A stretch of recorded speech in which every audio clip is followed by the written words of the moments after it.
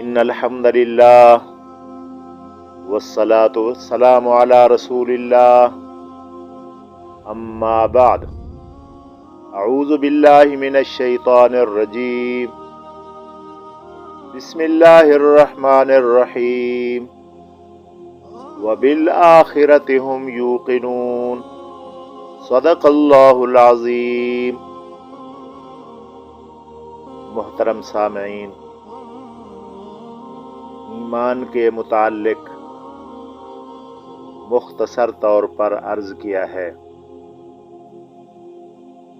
ایمان اللہ تعالی کی توحید، نبی کریم صلی اللہ علیہ وآلہ وسلم کی رسالت اور آخرت پر ایمان لانے کا نام ایمان ہے۔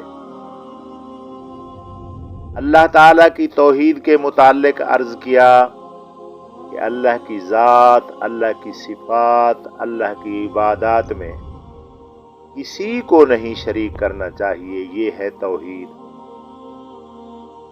عبادات کی کچھ تفصیل کی کہ مالی عبادت میں بھی، زبان کی عبادت میں بھی، بدنی عبادت میں بھی کسی کو اللہ تعالی کا شریک نہیں کرنا چاہیے۔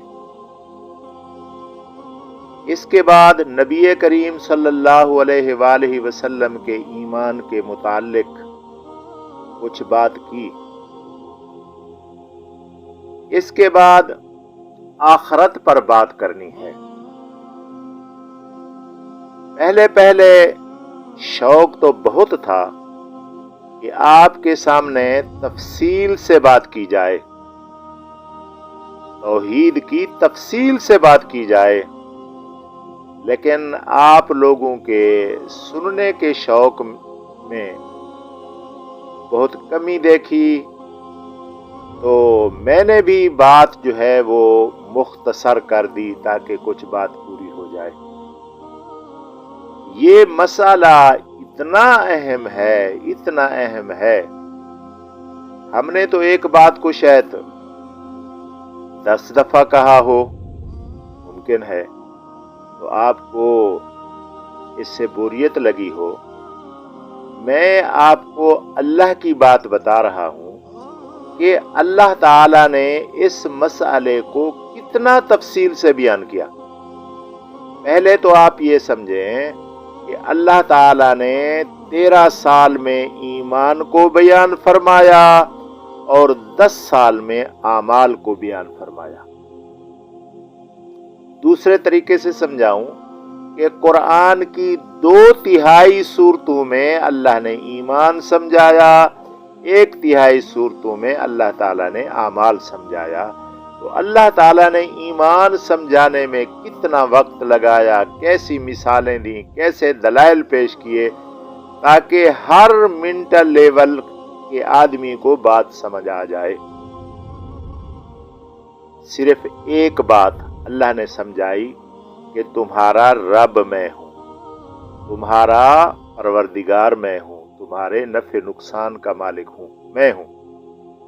اس مسئلے کو اللہ تعالیٰ نے قرآن مجید فرقان حمید میں 203 دفعہ بیان فرمایا کہ تمہارا رب میں ہوں۔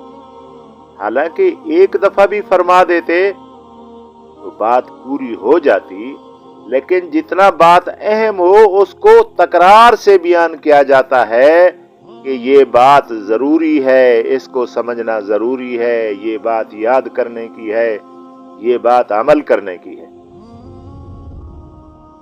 اور اللہ تعالی نے ایک مسئلہ کہ صرف میری عبادت کرو، میرے علاوہ کسی کی عبادت نہ کرو، 154 دفعہ اللہ تعالی نے اس مسئلے کو بیان فرمایا کہ صرف میری عبادت کرو۔ ہم نے تو اپنے بیانات میں زیادہ سے زیادہ ایک مسئلے کو 5 دفعہ 10 دفعہ بیان کیا ہوگا، تو اللہ تعالی نے 154 دفعہ ذکر فرمایا۔ آپ اس کی اہمیت خود سمجھے، اس چیز کی کتنا اہمیت ہے، اللہ تعالی نے کتنا زور دے کر کہا۔ اور اللہ تعالی نے 52 دفعہ فرمایا کہ کہ مجھ سے مانگو، مجھ سے مانگو، دعا میرے سے کرو، کسی اور سے نہ کرو، تم دعا کرو، میں تمہاری دعا کو قبول کرنے والا ہوں۔ 54 دفعہ ترغیب دی کہ مجھے بلاؤ، مجھ سے دعا مانگو، اور ایک لفظ کو الگ چیک کیا، پکار۔ 35 دفعہ اللہ تعالیٰ نے فرمایا مجھے پکارو، مجھے پکارو، میں جواب دینے والا ہوں۔ تو ایک اور مسئلہ ہے، میں نے اس کی کوشش کی ہے مگر میں اس کو گن نہیں سکا، اس تک نہیں پہنچ سکا، لفظ الہ۔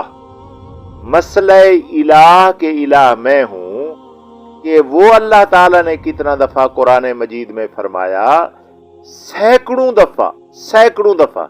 اب مجھے پورا اندازہ نہیں ہے، میں نے گننے کی کوشش کی ہے مگر مجھ سے گنے نہیں جا سکے، لیکن اس لیے میں پورا تعین سے نہیں کہہ سکتا۔ بہرحال سینکڑوں دفعہ اللہ تعالیٰ نے فرمایا الہ میں ہوں، معبود میں ہوں، عبادت کے لائق میں ہوں۔ یہ بڑے اہم مسائل ہیں لیکن ہم نے مختصر کیے صرف آپ لوگوں کے نہ سننے کی وجہ سے، لیکن بہرحال ہم نے اپنا حق ادا کر دیا، مختصر درس ڈال دیے۔ جس کو اللہ نے توفیق دینی ہے وہ سنے گا، لیکن پھر بھی میں ایک دفعہ کوشش کروں گا کہ کچھ دنوں بعد ابھی کوئی اور مضامین آپ کے سامنے رکھیں گے، لیکن پھر تیاری کر کے شاید اس مسئلے پر پھر بات کروں۔ اللہ تعالیٰ مجھے توفیق دے۔ آج جو بات میں نے کرنی ہے توحید کی ہو گئی، رسالت کی بھی ہو گئی، اب آخرت کی بات ہے۔ آخرت پر ایمان لانا ایمان کا حصہ ہے۔ آخرت پر ایمان لانے کا یہ مقصد نہیں کہ کوئی آدمی صرف اتنا کہے کہ آخرت ہوگی، قیامت قائم ہوگی، بس اتنا نہیں، بلکہ قیامت قائم ہوگی، سب کا حساب ہوگا، اللہ تعالیٰ کے سامنے پیشی ہوگی، نیکیاں اور بدیاں تلیں گی، اس پر جنت اور جہنم کا فیصلہ ہوگا۔ یہ ساری چیزیں ایمان کا حصہ ہیں، اس پر بھی ایمان لانا ضروری ہے۔ اور خاص اہم بات کہ قیامت کا بادشاہ اللہ ہوگا، قیامت کا بادشاہ اللہ ہوگا، مالک یوم الدین، جو ہم ہر نماز کی ہر رکعت میں اقرار کرتے ہیں، اعتراف کرتے ہیں کہ قیامت کا بادشاہ اللہ ہے۔ اور اللہ تعالیٰ اپنی بادشاہت کا بھی اعلان فرمائیں گے۔ جب سب لوگ اللہ کے ہاں پیش ہوں گے تو اللہ فرمائیں گے لمن الملک اليوم، آج کے دن کا بادشاہ کون ہے؟ کوئی لب کشائی کی جرت نہیں کرے گا، کوئی نہیں بولے گا، سناٹا چھا جائے گا۔ اللہ پاک فرمائیں گے للہ الواحد القہار، آج واحد القہار کی بادشاہت ہے، کسی کی بادشاہت نہیں۔ اس مسئلے پر اللہ پاک نے کیوں زور دیا؟ سورۃ فاتحہ میں اقرار کیوں کروایا اور یہ اعلان کیوں فرمائیں گے؟